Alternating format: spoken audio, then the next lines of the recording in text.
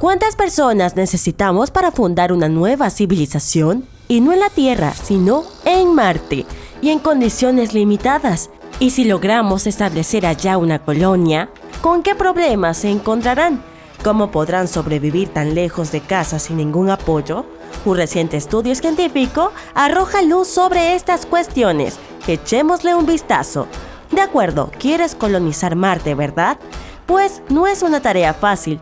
Marte es el cuarto planeta desde el Sol y el séptimo más grande del sistema solar. Este solitario rojizo es muy parecido a nuestra Tierra. Es más, antes de convertirse en un desierto, es probable que se haya parecido a nuestra Tierra en la actualidad. Hace millones de años había agua, océanos, plantas y quién sabe, tal vez incluso vida. Sería una buena idea que volviera a ser como antes, ¿cierto? No es de extrañar que llevemos mucho tiempo hablando de colonizar este planeta. Ahora, SpaceX afirma que su proyecto de nave interplanetaria podría llevar 100 personas a Marte. El propietario de la empresa, el multimillonario Elon Musk, habló de formar una flota que podría proporcionar un flujo constante de recursos a Marte. Pero ¿hasta qué punto son realistas estos proyectos? A decir verdad, no mucho.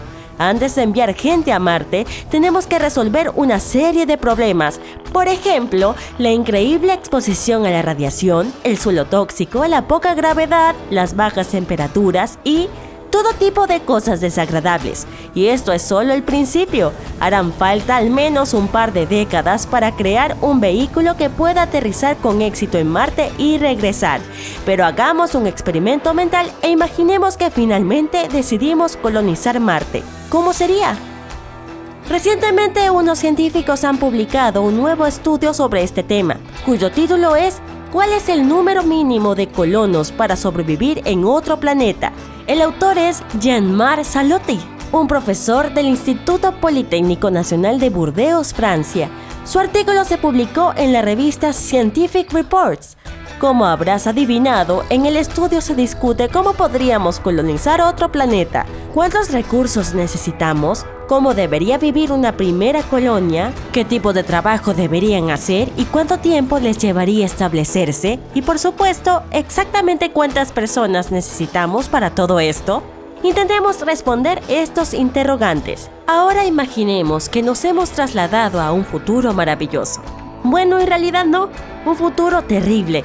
En su estudio, Salotti sugirió que la vida en la Tierra estaba amenazada por algún acontecimiento catastrófico, así que la única forma que tendría la humanidad de sobrevivir sería ir a Marte o a algún otro planeta. En este hipotético escenario, por desgracia, la entrega de suministros desde la Tierra hasta la colonia se interrumpe o incluso desaparece. Entonces la colonia tiene que mantenerse de alguna manera. Bueno, aquí es donde ya tropezamos con serios problemas. Por ejemplo, no estamos seguros de cuánto cooperarán entre sí los habitantes. ¿Se comunicarán como seres humanos normales? ¿Compartirán su tiempo y sus recursos como deberían? Los humanos suelen arruinarse la vida a sí mismos bastante seguido. Hasta me atrevo a apostar a que fue culpa suya que hayan tenido que huir a Marte. Pero supongamos que ese tema está solucionado. ¿Qué hay de las cuestiones organizativas? ¿De qué equipamiento disponemos? ¿Qué utilizaremos para extraer recursos? ¿Qué habilidades necesitaríamos? ¿Sabes qué? ¿A quién le importa? En nuestro caso, estas cosas no interesan. Lo único que sabemos es que la colonia no dispone de muchos recursos ni de equipos iniciales y que todo lo relacionado con los humanos es bastante impredecible. Así que las posibilidades de sobrevivir son bastante bajas, pero de alguna manera hay que lograrlo. Salotti describe dos elementos que tendrán un gran impacto en nuestra supervivencia. Se trata esencialmente de dos variables de una ecuación matemática. La primera es la disponibilidad de recursos locales, básicamente agua, oxígeno y todo tipo de elementos químicos útiles.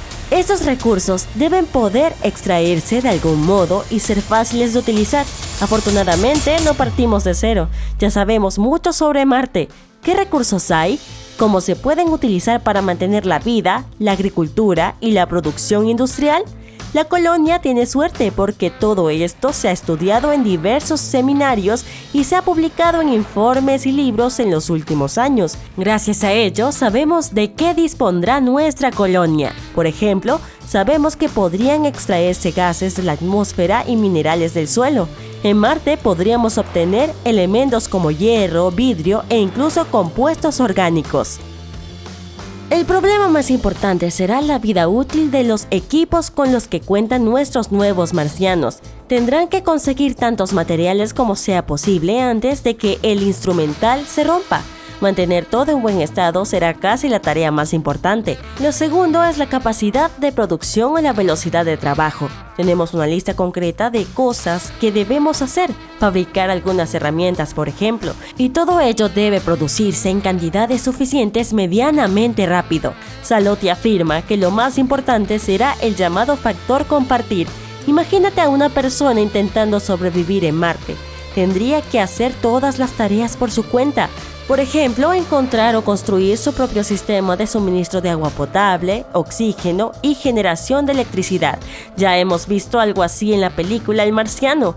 Esa tarea no es nada fácil, siempre falta tiempo y es demasiado para una sola persona. A menos que seas Matt Damon, claro. Por lo tanto, necesitamos una colonia bastante grande porque así se distribuyen mejor las tareas. Cada persona se esfuerza menos, se cansa menos y en consecuencia la eficacia y la velocidad de trabajo aumentan. Aquí es donde entra en juego el factor compartir. Ahora solo tenemos que calcular este número. Si queremos, por ejemplo, construir algo, ¿cuántas personas necesitamos para hacerlo con rapidez y eficacia? ¿Cómo podemos optimizar el trabajo al máximo?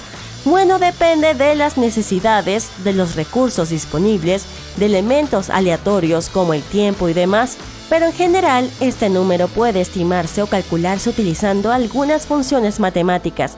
Salotti habla con más detalle de estas funciones en su artículo. Si te interesa, puedes leerlo tú mismo. En líneas generales, describe 5 áreas que hay que tener en cuenta a la hora de calcular este número.